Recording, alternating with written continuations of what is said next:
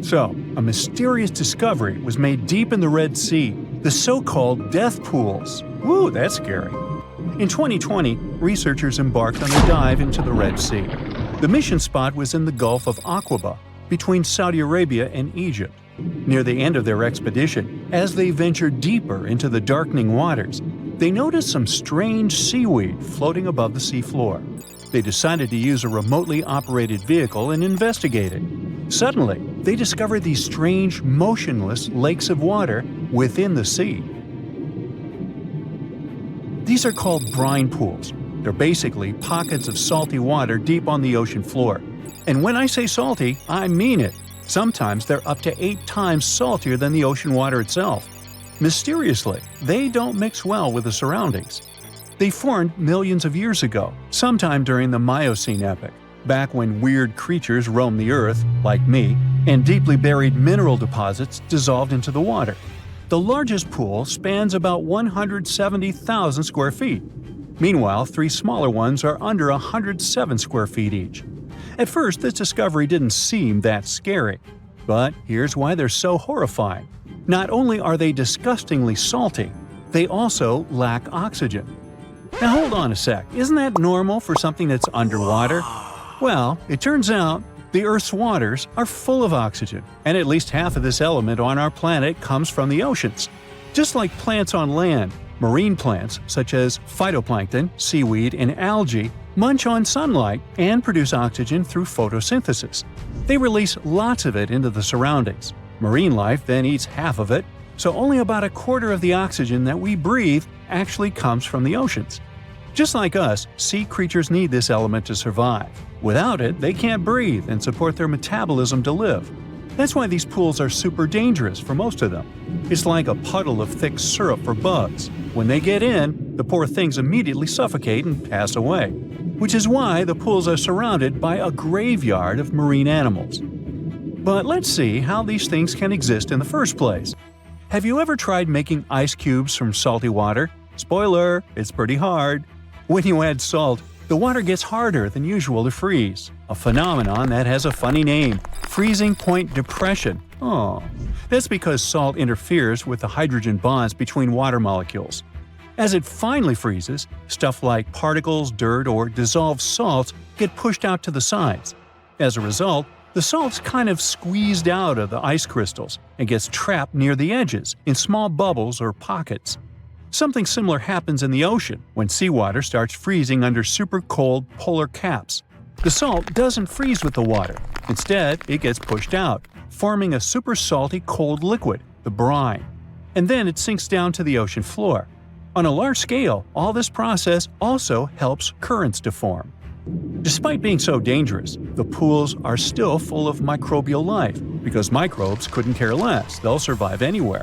There are literally thick mats of them in the brines. There are also some salt-loving creatures, like shrimps and eels, hovering around the pool's edges. They're being super creepy, waiting to catch unsuspecting prey that ventures too close to the toxic death pool. Ew. Well, it sounds icky, I know. But this discovery gives us some fascinating insights into how life might have originated on Earth. We already know from the evolution theory that we came from the ocean, but now scientists think that life might have begun in the deep sea in some super dark, oxygen-free places. These brine pools are like time capsules. They're one of the closest things we found to the early Earth. They can tell us the planet's history of earthquakes, floods, tsunamis, and more. For example, they have some traces of rainfall that happened over 1,000 years ago. And they can also help us search for life on other water-rich planets. For example, Mars most likely used to have huge oceans on it. Now, NASA scientists want to send a special instrument called HABIT for a special red planet mission to study things similar to our brine pools. This will tell us more about how life appears and survives in the universe. There is lots of unexplored fascinating stuff like this in the Red Sea. That's why scientists conducted the so-called Decade Expedition and spent around 5 months exploring the place. This expedition was launched by the National Center for Wildlife. They made so many remarkable discoveries that now we've got 77 new research papers. For example, they found over 10 blue holes, incredible underwater sinkholes that host unique ecosystems. They also learned that dolphins can use those blue holes to protect their young from predators. Scientists also found traces of great white sharks, a creepy community of deep-sea lanternfish living in low oxygen conditions, and even a new coral species.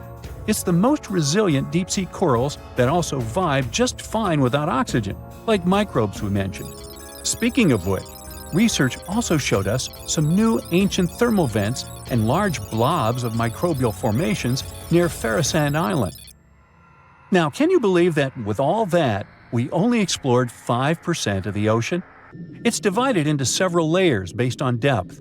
Each layer becomes darker and more isolated from sunlight as we go deeper. The places that no sunlight can reach are terrifying. Now, the fun, cute layer with dolphins and turtles is called the epipelagic or sunlight zone. It's so tiny, but even this layer is about 650 feet deep. Then we have the mesopelagic or twilight zone. It's the layer of mysterious octopus, shark, and other loners, which extend to about 3,000 feet down. And then the horrors begin after this one. We encounter the bathypelagic or midnight zone. It extends to 13,000 feet below the surface, about a half of Everest above you. Here we have the famous poor blobfish, squids, and anglerfish. Below it is the Abyssal Zone. It extends to about 20,000 feet deep. Since there's not much sunlight or oxygen, as we mentioned, most creatures here are quite small, like tube worms and shrimp. The darkness continues until we arrive at the scariest place of the planet, the place full of trenches formed by tectonic plate movements, the Hadel Zone. It's named after Hades, the deity of the underworld in Greek mythology. Just like Hades' realm is dark, remote, and guarded, the Hadel Zone is the deepest and most depressing part of the ocean. It starts at depths of around 20,000 feet and can go down to 36,000 feet and more. The famous Mariana Trench also belongs to this zone. Only 3 people in history have ever explored these depths in person, making it one of the least explored and most mysterious places on our planet. However, despite crazy high pressure, near freezing temperatures, and complete darkness, there are still things who manage to survive here. Guys like amphipods, which are critters who feed on dead material sinking from above, and the Hadel snailfish, which lives as deep as 27,000 feet. So scientists used to assume that if there's no sunlight, there wouldn't be that much oxygen around. But one day, a research team decided to measure the levels of oxygen in one of those deep zones. Surprisingly, the levels were super high. They checked the equipment thinking that it was malfunctioning, but nope, all the sensors showed the same thing. Turns out the oxygen was somehow generated by rocks. These small potato-sized rocks on the seafloor are called polymetallic nodules. They're rich in metals like copper, nickel, and cobalt, and they're basically like small batteries. When you put a battery in salt water, it can produce bubbles of gas, a process called electrolysis. In the same way, these rocks create tiny electric currents, which are powerful enough to produce the same gases, splitting water molecules into hydrogen and oxygen. It's the first time we saw oxygen being produced by some non-living minerals. This is what scientists now call dark oxygen. It turned out that about half of large marine species, or megafauna, were living just on dark oxygen alone.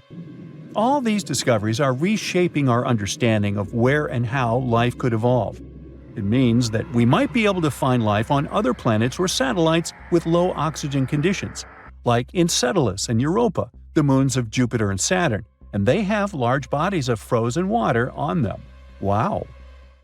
Most of the ocean is still shrouded in mystery, whether we're talking about dark corners or creatures that are hiding in the depths.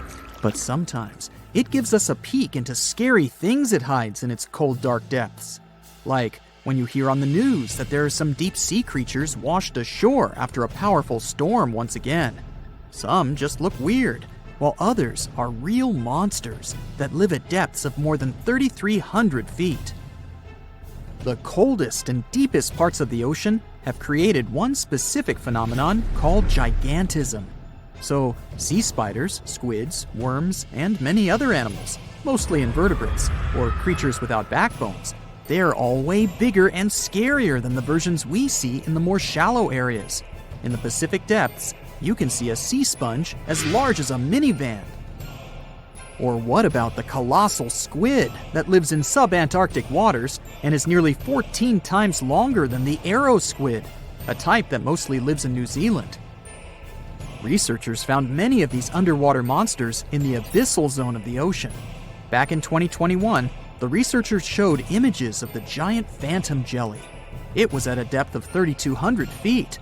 Its tentacles were 33 feet long. Wow, I wouldn't like to face that one on the beach. It probably eats only small fish and plankton, but it can swim to depths of more than 21,900 feet.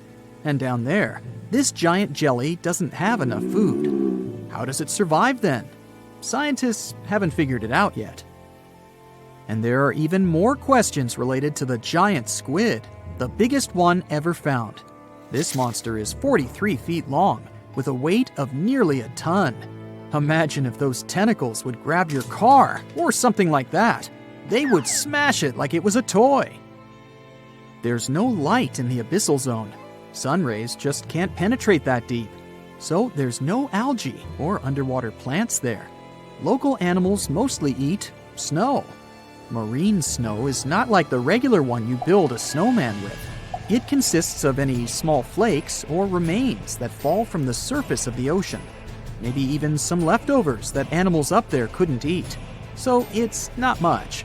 But apparently, it's enough for very large creatures that hide deep down there, like giant squids. Squids that generally live at such depths don't bother going after their prey. They just wait until the poor animal swims right up to their long tentacles and falls into a trap.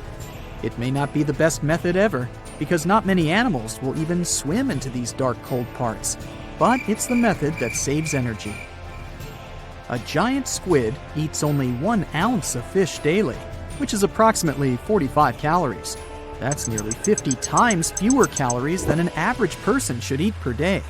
So when a squid gets 1 fish, it saves it for a couple of days.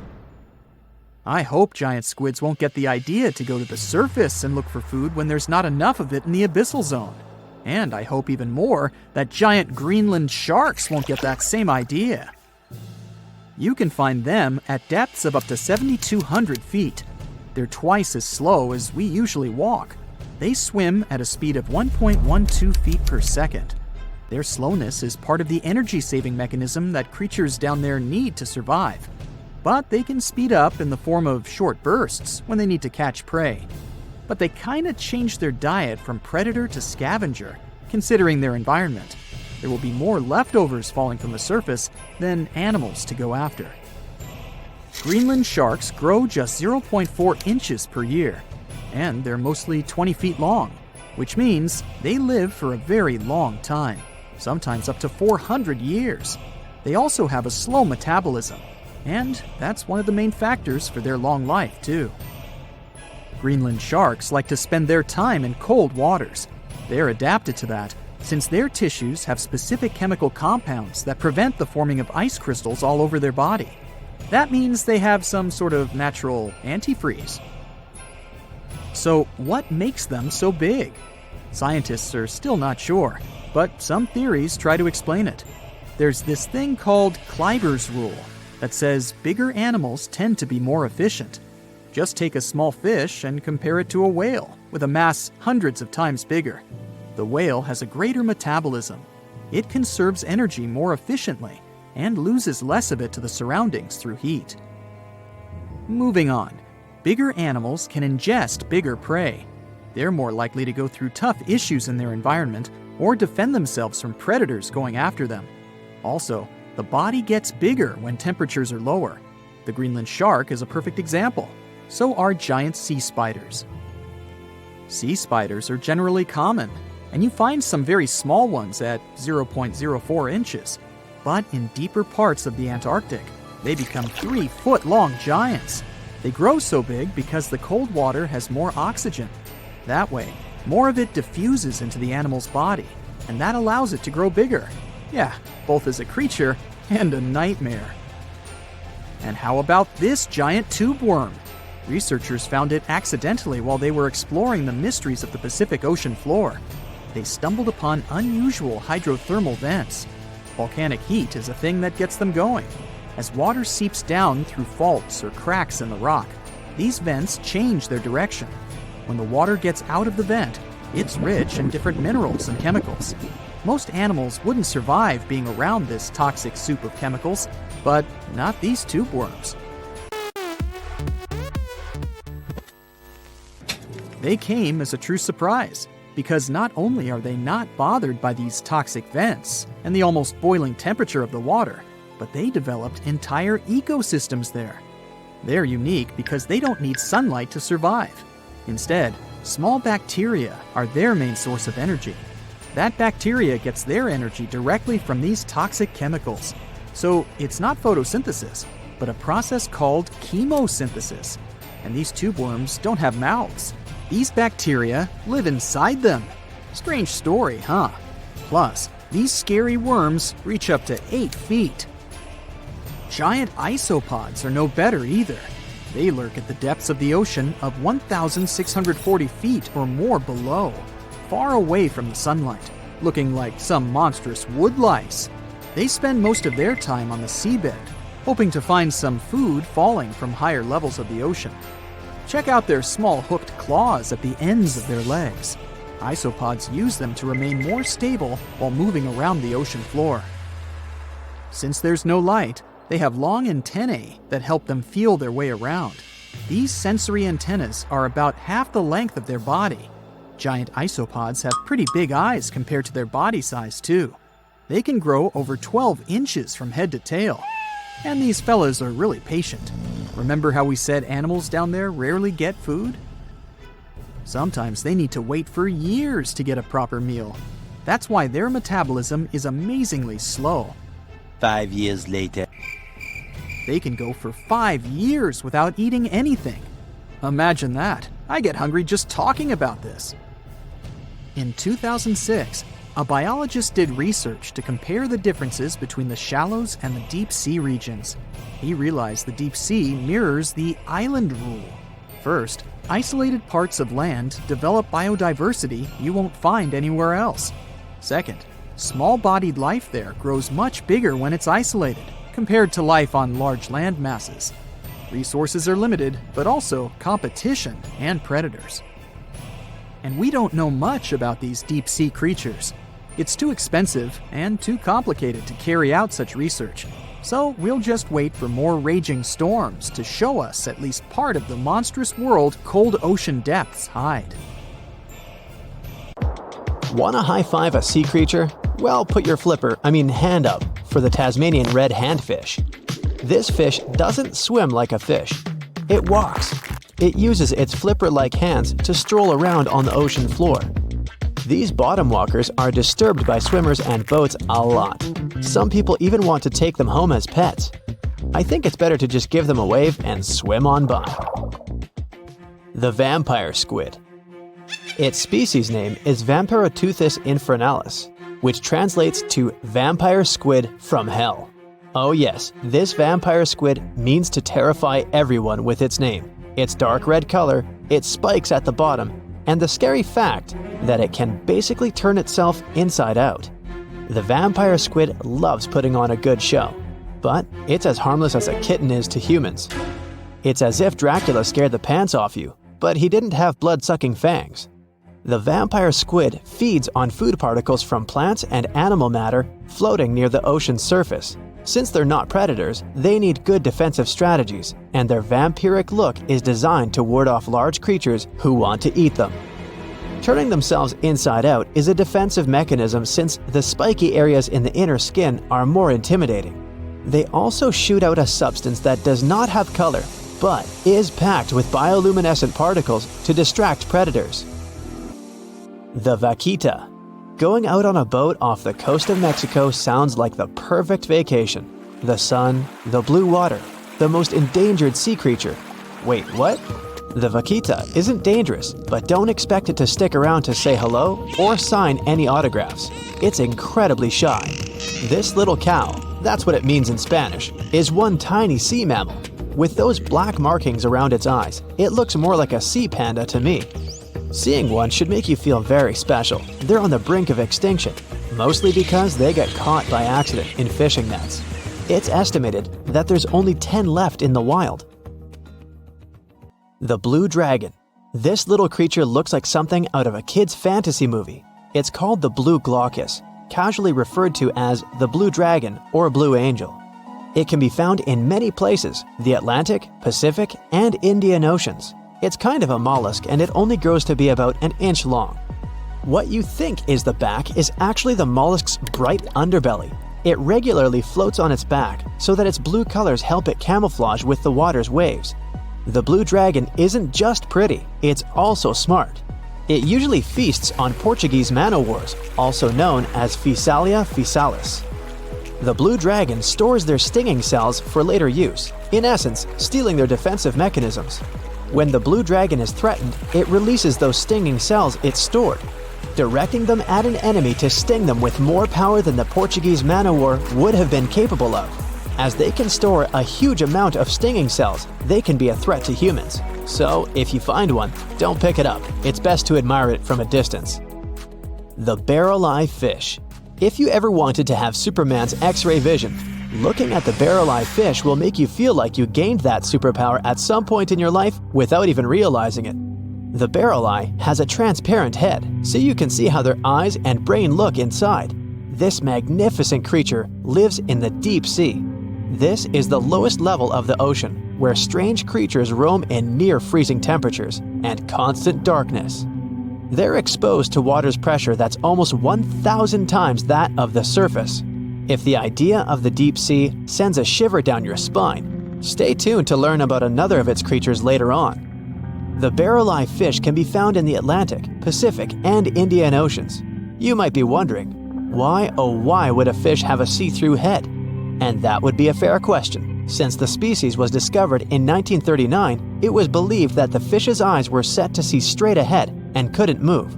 So it was assumed that they had tunnel vision. Scientists Bruce Robinson and Kim Reisenbichler from the Monterey Bay Aquarium Research Institute recently discovered that the fish can move its eyes vertically to see through the top of its translucent head, thus noticing if there are predators or prey nearby. The transparent head also allows more light to enter so they can detect prey better. It's believed that the barrel-eye fish eats jellyfish and small fish species. If you dive in the ocean at night, you might be lucky enough to see how orange ball corallimorph blooms in the dark. But make sure to be quick because as soon as you turn on your flashlight to take a good look, it will retract its tubes back into itself. The megalodon. The whale shark isn't the biggest shark known to humans. If the entire shark species were a kingdom, the prehistoric megalodon would be the ruler of the sea. Megalodon roamed the ocean a long time ago. About 15.9 to 2.6 million years back between the early Miocene and late Pliocene eras. While they've long been extinct, people are still amazed to learn about these gigantic sea beasts. Megalodon could reach anywhere between 45 feet to 60 feet in length with jaws more than 6 feet wide. A fossil of a tooth that once belonged to a megalodon measured at 7 inches. Needless to say, I'm pretty stoked that these guys have long been extinct. But there's still some adventurers out there hoping to meet this monster one day. The Dumbo Octopus. This adorable creature, or creepy creature, or however you want to see it, is officially called Grimpoteuthis. More casually, it's referred to as the Dumbo Octopus, named after the Disney character. Though Dumbo, the elephant, not the octopus, was teased for his big ears, it's highly unlikely that this adorable octopus gets teased by its water neighbors. They are the deepest living octopuses, living in the deep sea, and you know how scary that place is. They're only about 8 inches tall and spend their days hovering just above the seafloor eating snails, worms, and other food they find in the current or near ocean vents. There are nearly 17 species of Dumbo octopus, and they all have differences in height, color, and body parts. If you can't get enough strange animals, you'll be glad to learn that the deep sea has barely been explored by humans. So keep an eye out. There are bound to be more fascinating animals discovered in the deep in the future. The sea angel. These creatures might look and sound pretty cute, but their diet is far from sunshine and lollipops. Their favorite food are sea butterflies. They lay mucus traps for them and wait in ambush. The squat anemone shrimp. This shrimp is tiny, only 0.5 inches. It's also known as a dancer shrimp because of its peculiar behavior. When agitated, it raises its bottom above its head and does a little dance. Divers also say it readily jumps on their hands and cleans them. The coconut crab. This guy may look pretty creepy, especially when the sun goes down. Mature coconut crabs are around 3 feet in length. Their preferred foods are coconuts, but they can also hunt down lizards and even large birds. The slender snipe eel. Slender snipe eel is a slim and long creature that's still a mystery for marine scientists. It's 4 feet long and it has at least 750 bones in its spine, which is much more than any other animal in the world. The sea pen. Sea pen is 7 feet long and it has a lot of varieties, but most of them look indeed like a pen or a quill. The similarity is even more striking when the animal has a water-filled bulb that anchors it to the floor. The Persian carpet flatworm. This creature looks indeed like a carpet, despite being very small by comparison. It's only 4 inches long, able to become both male and female. It doesn't really mate with other flatworms. Rather, it fights them for the right to bear posterity. The flamingo-tongued sea snails. Tourists love these extraordinary snails for their pretty colors, thinking it's a shell, but in fact, the shell is quite dull and hidden underneath colorful soft tissues. They eat softer, toxic parts of corals and store their toxins to protect themselves. Think you know what lurks in the depths of the ocean? While nearly 95% of our oceans haven't been explored yet, it's hard not to let your imagination run wild. But thanks to brave explorers, deep-sea cameras, and awesome archaeologists, we do know about some pretty incredible sea creatures living in our waters today, and millions of years ago. From the 9-foot spider crab to the 60-foot prehistoric megalodon, these sea dwellers come in all shapes and sizes. But let's focus on sea creatures famous for their huge size. Can you guess which living species of whale is the largest? Well, it's not the orca, but that's a good guess. The orca is a toothed whale that can grow to anywhere from 23 feet to 32 feet, which is slightly smaller than a school bus. How about the narwhal? Nope, they're not the biggest either. These unicorns of the sea live mainly in Arctic waters and only grow 13 feet to 20 feet in length, and that's including their 9-foot tusk. Tired of guessing? Okay, I give in. The largest whale that still exists today is the blue whale. At a jaw-dropping 82 feet to 105 feet, the blue whale is not only the biggest whale we know of, but is currently the largest animal to have ever lived on Earth. Seriously.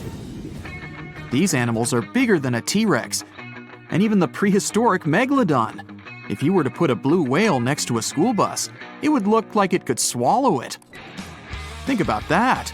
According to National Geographic, a blue whale's tongue can weigh the same as an elephant. And their hearts can weigh as much as a car. That doesn't even sound possible. It's no wonder these giants need to eat about 4 tons of krill every day.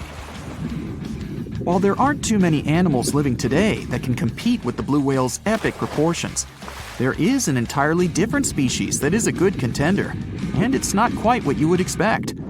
It's a jellyfish. No, I'm not talking about the little jellyfish that wash up on the shore and ruin a perfectly good day at the beach. I'm referring to the lion's mane jellyfish, the biggest jellyfish around. This invertebrate can grow up to 120 feet long. They also come in different gorgeous colors like red, purple, or even shades of orange. As if their length wasn't impressive, the lion's mane jellyfish boast a whopping 8 sets of 70 to 150 tentacles.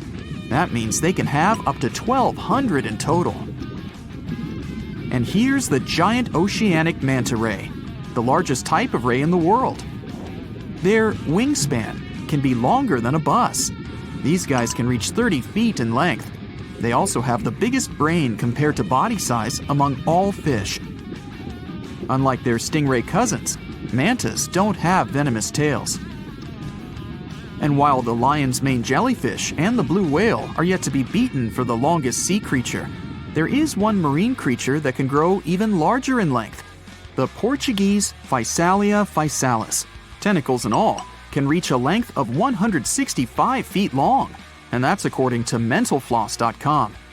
While this thing may look a lot like a jellyfish, it's actually known as a siphonophore, and there are hundreds and sometimes thousands of them that are genetically identical.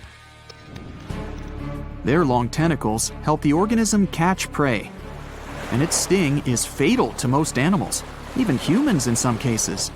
What's even creepier is that if one of the tentacles comes off the organism for whatever reason, it can float around the water for days before decomposing. Even if it's detached, this tentacle can still sting you. But don't go running out of the ocean just yet. Your chances of being hurt by a Portuguese Physalia physalis sting are pretty slim. However, if you do get stung, the side effects aren't pretty, with welts, stomach cramps, an elevated heart rate, and an upset stomach. While you don't want to go anywhere near these long creatures, they sure are pretty to look at. Check out all those colors. The Shastasaurus is the biggest marine reptile that has ever existed. These predators lived during the late Triassic period, about 210 million years ago. These amazing giants could reach lengths of up to 69 feet and weighed more than 75 tons. This made the Shastasaurus as heavy as a blue whale. And if you could stand this creature up vertically, it'd be as tall as a 7-story building. Despite appearances, the Shastasaurus was actually pretty slim for its size. Its ribcage was only 6 feet across. You'd think that this big guy was chowing down on other dinosaurs, but that's not the case at all. This reptile survived on a diet that consisted of small fish and cephalopods, like octopuses and squids. The Albertonectes is a bright representative of the plesiosaur family, meaning that this marine reptile had a small head on an incredibly long neck and large flipper-like limbs that helped it move through the water. These creatures occupied the seas around North America 76 to 70 million years ago. The length of this sea monster could reach 38 feet, with its neck taking up 23 feet of that length. Its neck was a true record breaker. It had a whopping 76 bones in it. No other animal known to humankind has had so many vertebrae in its neck. Scientists aren't sure why they needed such a lengthy neck. They might have used it to collect shellfish off the seabed, or perhaps it helped them capture their main prey, fish and squids. This aquatic reptile also had gastroliths in its stomachs. Some of them were as big as 5.5 inches in diameter. The Tylosaurus belonged to the Mosasaur family. It dominated the shallow seas of North America about 85 to 80 million years ago. This was an enormous predator, with the biggest representatives reaching 45 feet in length. It had a narrow hydrodynamic body with a blunt, powerful head that the animal used to ram and stun its prey. Its body was equipped with agile flippers and a long tail decorated with a maneuverable fin. The Tylosaurus was a carnivore, and its diet included not only fish, turtles, and small sharks, but also other mosasaurs, plesiosaurs, and flightless birds. Meet Ophthalmosaurus. This prehistoric reptile thrived during the late Jurassic period and lived in oceans all over the world. Ophthalmosaurus weighed somewhere around 6,000 pounds and grew to approximately 16 feet long, according to newdinosaurs.com. That's about the same length as the beluga whale that exists today. It's too bad these guys went extinct before we had a chance to see them ourselves, as their cartoonish wide eyes and dolphin-like features are pretty darn cute. Of course, the Ophthalmosaurus evolved over time to become ophthalmologists, or eye doctors that we know today. No, that's just a lie. Just testing you. The Mosasaurus is a truly gigantic predator that dominated the seas all over the world about 66 million years ago. According to fossil evidence, some specimens could be more than 50 feet in length. This fact makes the Mosasaurus the biggest marine carnivore of its time.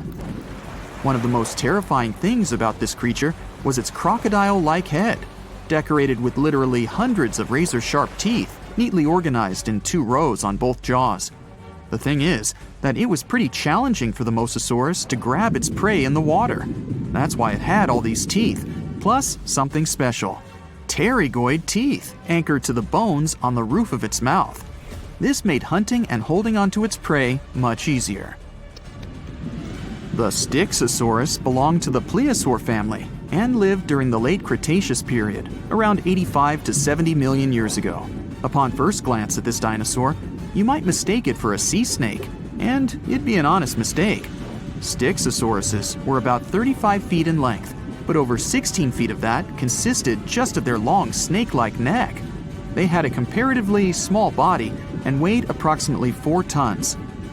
Their mouths were full of razor-sharp cone-shaped teeth that they used to catch fish. They didn't need to chew their prey, thanks to the 200 small stones called gastroliths in their bellies that probably aided in digestion. At the same time, some scientists believe that the Styxosaurus used these stones to sink to the ocean bottom in search of particular types of fish. Looks kinda like Nessie to me. It looks like a prehistoric creature that came from the time of dinosaurs. This scary beast is called the Basking Shark. It can grow up to 39 feet.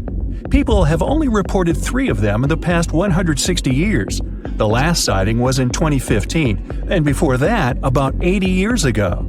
These sharks sometimes rise to the surface to filter out small animals, such as shrimps and other small crustaceans, when they want to have a nice, tasty seafood dinner. But when there isn't enough grub at the surface, they go down to the depths of almost 3,300 feet, where they tend to stay for months, which is something researchers discovered using satellite tags. Tag, you're it! Now, basking sharks like to spend their time in more temperate waters, but they can migrate long distances. They live across the globe, but in warm tropical or subtropical areas, they won't go near the surface because they're not fans of high temperatures. The lion's mane jellyfish is not that rare, but it's fascinating how large it is. It's the biggest among jellyfish species and the longest animal. Its total length can reach 120 feet. That's approximately 23 feet more than the longest blue whale scientists know about. The jellyfish has around 70 to 150 tentacles, and they all contain huge amounts of neurotoxins that can seriously harm you if you come in contact with the animal. But people don't usually come across this type of jellyfish because it rarely lives near the coast, preferring the open ocean. Generally, you can find the lion's mane jellyfish no deeper than 65 feet below the surface, where it dines on small fishes, zooplankton, and some other types of jellyfish. It uses its tentacles to catch its value meal. Hey, you want fries with that? The giant phantom jelly comes out of the darkness and depths of the ocean's midnight zone. Its sun hat-shaped bell reaches over 3 feet across. This bell trails 4 ribbon-like mouth arms that can be up to 33 feet long. This quite rare creature uses its mouth arms to catch unfortunate animals swimming around and not knowing what's coming for them. Giant phantom jelly propels itself through the water with periodic pulses coming from its orange head. It glows faintly and mysteriously in the pitch-black depths. It lives across the globe in all the oceans except for the Arctic. I'm guessing it's too cold. Because of its odd shape, people often call the oarfish the dragonfish or sea serpent. It's about 26 feet long, which makes it the longest bony fish we know about, and lives at depths of 3,300 feet. Oarfish spend most of their time in the deep, dark parts of the open ocean in tropical and subtropical areas. They almost never come to the surface, unless, invited. It's a ribbon-shaped and shiny silver creature with a long red dorsal fin and red oar-like pelvic fins. Its body has no scales and is very thin. The fish can grow to a length of about 30 feet and weigh 660 pounds. Oarfish have really big eyes that help them see better in their dark, scary surroundings. The frilled shark is definitely one of the gnarliest-looking marine animals out there. If you saw it somewhere, you'd probably think you went back to the age of dinosaurs. Yup, the frilled shark is a prehistoric creature because its roots go back 80 million years. This living fossil can grow to be 7 feet long. It got its name from its frilly gills. Even though frilled sharks have the shark part in their name, they swim similar to an eel in a distinctly serpentine way. Its mouth is terrifying. Similar to the maw of the great white shark, it has 300 trident-shaped teeth lined in 25 rows. Hey, come a little closer, huh? Researchers discovered this creature in the 19th century, but people rarely see it, and no wonder. It usually lives at depths of between 390 and 4,200 feet. Most of the time, the frilled shark feeds on squid, swallowing them whole. Its long jaws allowed the frilled shark to gape extra wide and swallow animals half as long as its entire body. Goblin sharks are very rare. Researchers have spotted fewer than 50 of them in more than 120 years. But maybe that's for the best, since we're talking about a pretty scary fella with a narrow snout and sharp teeth. It's also capable of thrusting its entire jaw outward when it wants to catch something. Sounds familiar. As it's lurking through the dark depths of the ocean, a goblin shark sees a small squid that looks quite yummy. The dangerous animal inches toward the squid. When the poor creature notices the predator, it tries to dart away, but it's too late. The shark has already thrust its jaw the whole 3 inches out of its mouth. This jaw is connected to the flaps of skin the shark can unfold. This helps a lot because the goblin shark is a sluggish animal, so it's pretty hard for it to chase its food. After finishing its lunch, the goblin shark puts its jaw back in its mouth and swims away as if nothing's happened. Goblin sharks mostly live at the bottom of the ocean. Like many other shark species, they prefer swimming alone. Here's a silver-colored creature with very rough skin. That's the ocean sunfish, with a total length of almost 11 feet. Its other name is mola. The ocean sunfish is the heaviest of all bony fish out there. People sometimes call it a swimming head because of its bizarre appearance. These creatures have such a weird shape because they're born with a back fin that never actually grows. It just folds into itself as the animal matures and creates a rounded rudder. The sunfish is a bit clumsy. It moves with the help of its mighty fins that allow the animal to swim on its side. This marine inhabitant is a solitary creature. It mostly feeds on zooplankton and jellyfish. The spotted wobbegong is one of the world's rarest sharks. It grows to be more than 10 feet long. It may not look as terrifying as some of its shark relatives, but it's pretty good at catching unsuspecting animals swimming past, mostly during the night. The animal has a spiracle, which is why it can breathe while staying still at the bottom of the ocean. It's motionless most of the time, which is why you can barely notice it. Its flat body and large pelvic and pectoral fins blend in with the underwater terrain. That's why they're so good at hiding. This ability helps when these sharks want to protect themselves too. Wobbegong means carpet shark. They usually live close to the ocean floor in coral reefs, on sandy bottoms, and under piers. People have even spotted the shark in the water that is barely deep enough to cover its flattened body. Now, blobfish lack teeth and bones, so they can't actively hunt. Since they don't have much muscle mass, they can barely move around. Hey, I had a roommate like that once. They get their energy from animals they scoop up from the seafloor. They also know how to conserve this energy. That's how it usually goes with deep-sea creatures. They don't have as much food as those animals that swim closer to the surface. Instead, they have special body mechanisms that allow them to save energy for the times when they don't have much to eat. Pressure at the depths where the blobfish lives is 120 times as high as that at the surface. That's why the bizarre creature looks like a weird gelatinous mass only when you bring it up to the surface. The pressure here is not strong enough to keep its body together. Hey, breaking up is hard to do. The white margin stargazer could compete with the blobfish for the title of the ugliest animal in the sea, don't you think?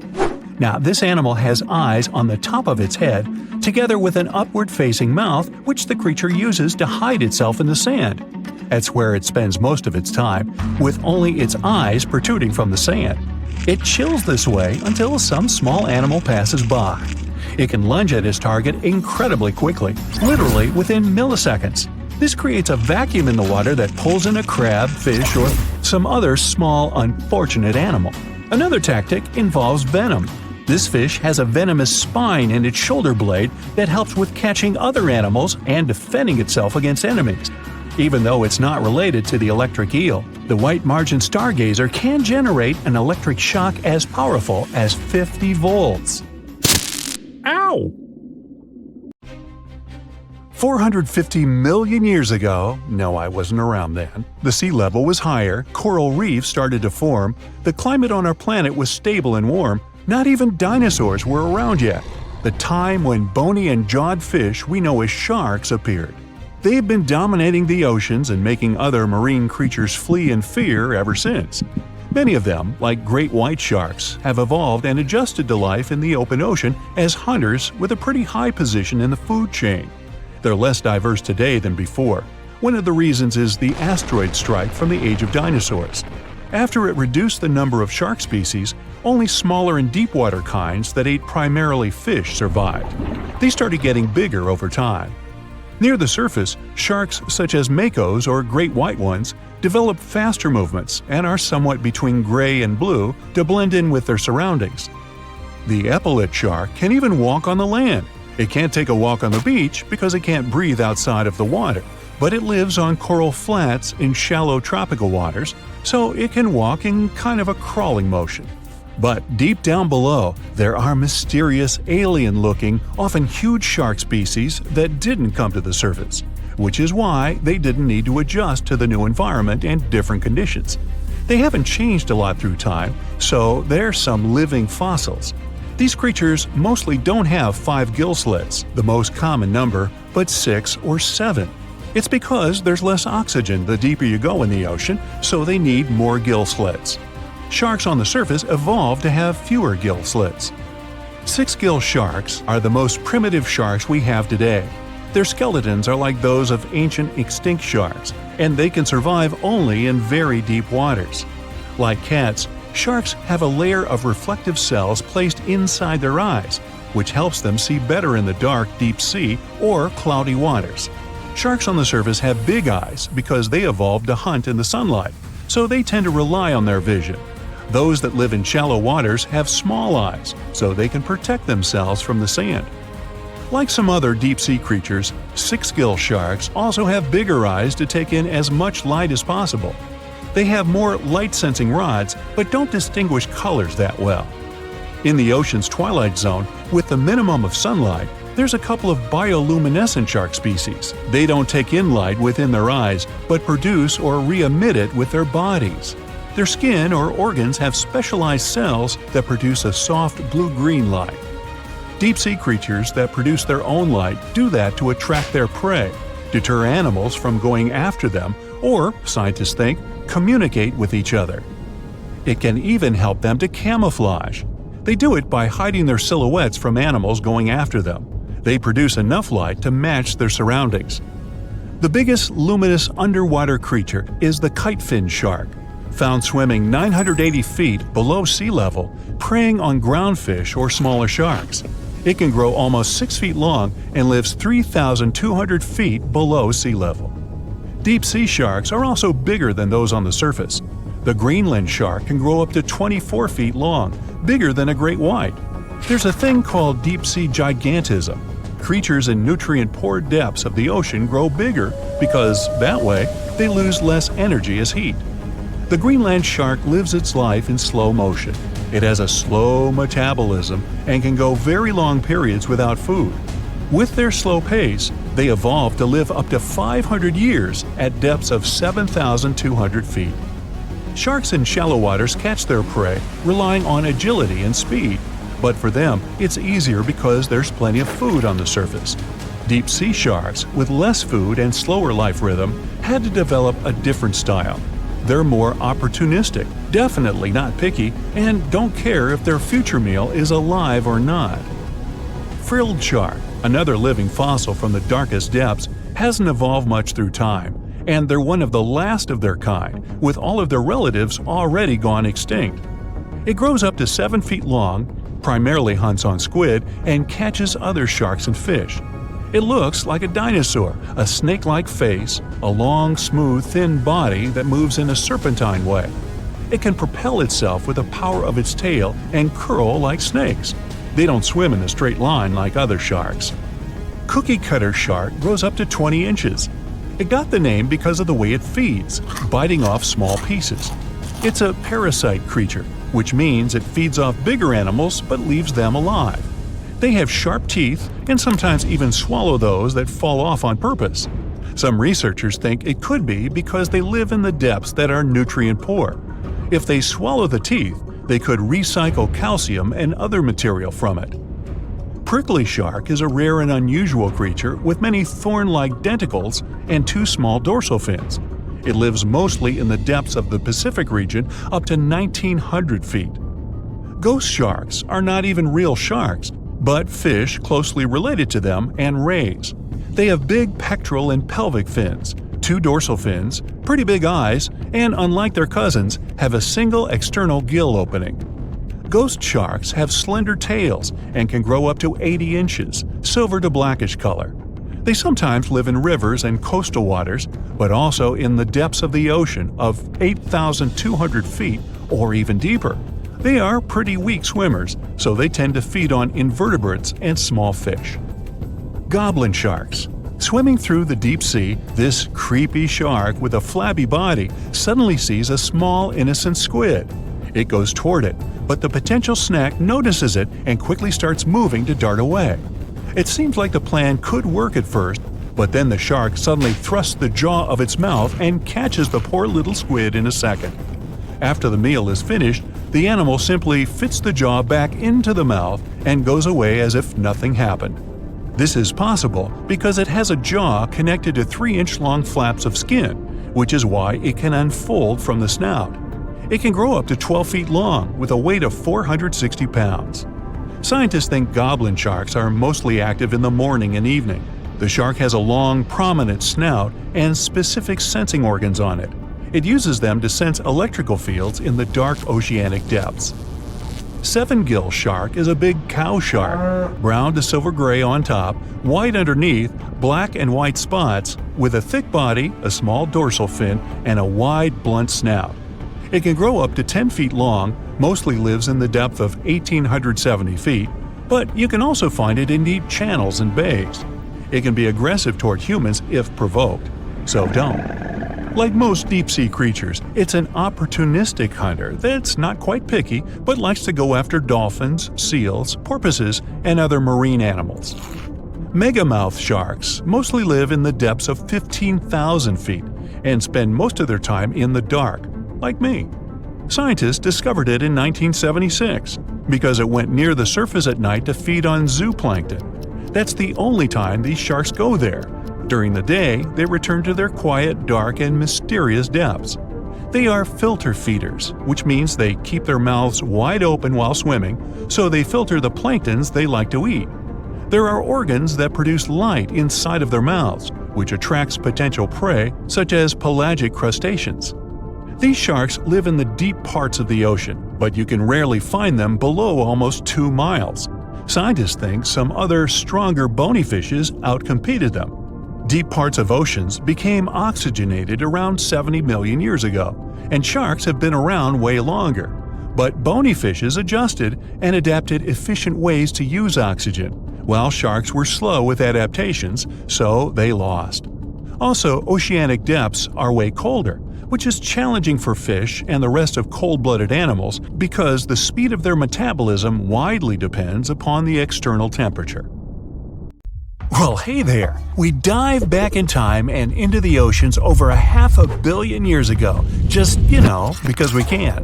Whoa! Watch out! It's not megalodon or giant sea reptiles you need to look out for here. It's a bizarre, unearthly-looking creature called Anomalocaris. The name means unlike any other shrimp, and I think you'll agree, it looks like a nightmarish cross between a shrimp and a modern-day centipede.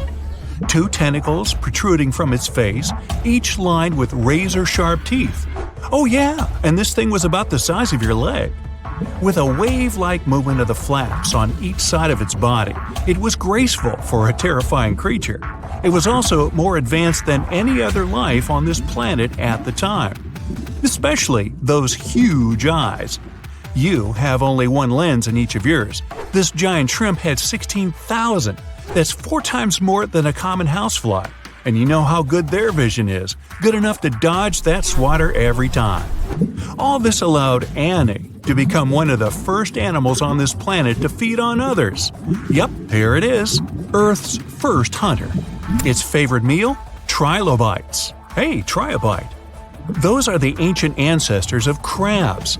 Some of their fossils have marks on them in the same shape as the monster shrimp's mouthparts.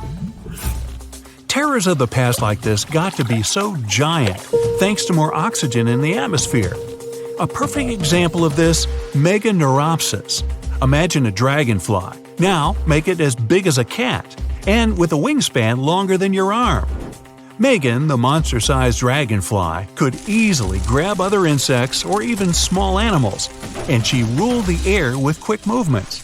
Back then, there were still no large birds or other airborne enemies for this behemoth bug, so it was safe and free to grow as large as this planet would allow. Piranhas of the past were also jumbo-sized. Mega piranha was about 3 times the size of the river terrors we have today. Its bite force was about the same as a tiger's, and those striped kitties bite down 2 times harder than lions. That means it probably not only dined on other fish and any land creatures that, got too close to the water, but it could also easily crunch down on large turtles and other unlucky shelled creatures. And fun fact, modern-day piranhas bark like dogs when they're about to enter a confrontation. It actually sounds more like a frog's ribbit. But makes you wonder, what did this mega-sized ancient cousin sound like? A bear roaring? How about giant sea scorpions the size of your bed? Go back about 460 million years and you'd see them swimming under you. And watch out for that tail. Scientists still don't know if these creatures could use it to inject venom like your standard land scorpion, but something tells me I wouldn't want that thing anywhere near me. Then there's this guy, Therizinosaurus. Terry looks sort of like a goose with long arms. Oh, and did I mention this goose dino is about 2 stories tall and longer than a bus? Yow! Its arms make the T-Rexes look even more bite-sized, each 8 feet long, almost triple the length of T-Rexes. And on the end, razor-sharp claws the size of your whole arm. Now, don't worry about those lengthy claws too much, though. Terry probably used them to cut through giant termite nests. So, this huge reptilian goose was more interested in eating bugs and plants. Another mega monster for you, Megatherium. The giant ground sloth could look a giraffe straight in the eye and weighed as much as a hippo. It moved mainly on its hind legs and used its massive tail as support. He had huge paws with colossal knife-sized claws. The sloth could use them to defend itself from enemies and to bend tree branches in search of food. But the biggest danger to the giant ground sloth wasn't dinosaurs or saber-toothed tigers, it was our own species. Yep, humans showed up just in time to meet this fellow, and to, eat him up. Titanoboa was a terrifying 50-foot snake, as long as the great megalodon itself. It was also more than 2 times heavier than the heavyweight champion among snakes today, the green anaconda. Crocodiles were a regular on this serpent's menu. Titanoboa could swim 3 times faster than the fastest Olympic swimmer our species has ever seen. It was quicker and more dangerous in the water than outside it. And don't forget the boa part of its name. This massive snake wasn't venomous. Instead, it liked to squeeze. Remember that giant shrimp from earlier? Well, Opabenia looks like its teeny-tiny finger-sized cousin. And instead of 2 toothy tentacles, this thing had a vacuum hose coming out of its face. On the end of that trunk, what looks like a single crab claw. Add 5 eyes and a mouth under its head, and you've got a recipe for something not of this planet. Only it is. This creature used its trunk like an elephant does. Its claw grabbed food from the bottom of the ocean and brought it up to its mouth. This thing is so weird-looking that, apparently, when the scientists who discovered it presented his findings to an audience, they all laughed as if he were joking. Now, a real-life monster, the Tully monster. From a distance, it looks a bit like Nessie, that long neck and teeth-lined jaws. But get closer, and you'll see it's more like a long nose with a mouth attached at the end, like a mosquito. Its eyes are further back, sticking out of tubes all snail-like. Tully was an ancient mollusk, about the size of your forearm.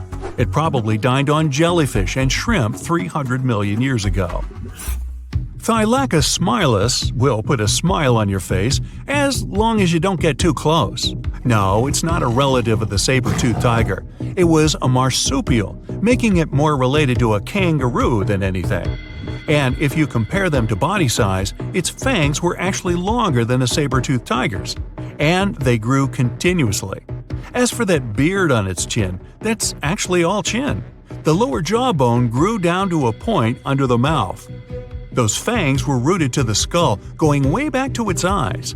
When the mouth was closed, that bony beard protected the long, sharp teeth from breakage. Staganapolis, not to be confused with Minneapolis, might look like a big crocodile with a squished-in snout, but it was mostly harmless. Its small head and very few teeth meant the reptile didn't have much to work with when protecting itself. That's what all those armored scales were for, and no need for huge fangs or long rows of razor-sharp teeth when you're a plant eater. That beak-like tip on its nose allowed the stag to dig up plants. So, really, this reptile was more like a 10-foot scaly pig than a croc. Basilosaurus was a type of ancient whale that lived on our planet about 45 million years ago. Not quite as long as a blue whale, but this guy was still big enough to munch down on other whales and even sharks. Some people believe these monsters could still exist today. Eyewitnesses claim to have seen a giant sea dragon, and Basilosaurus fits the description. Plus, 90% of our oceans are unexplored. There's plenty of space to hide a sea monster. But scientists haven't found any fossils of this ancient whale younger than 3.7 million years. So, this myth is busted. Stegosaurus is one of the most recognizable dinosaurs that ever lived. It can easily be distinguished by those huge spikes on its tail and the bony plates on its back. It was twice as long as a giraffe and nearly 5 times heavier. But compared to its body size, it had the world's smallest brain. It was no larger than a dog's. Pelagornis had the largest wingspan of any bird ever discovered. It was twice the size of the largest bird today, the wandering albatross. Such huge wings made it hard for the bird to take off. It could only do so by jumping off cliffs. And when it finally spread its wings, this giant could only go about 40 miles per hour. The fastest bird today can reach speeds 5 times that.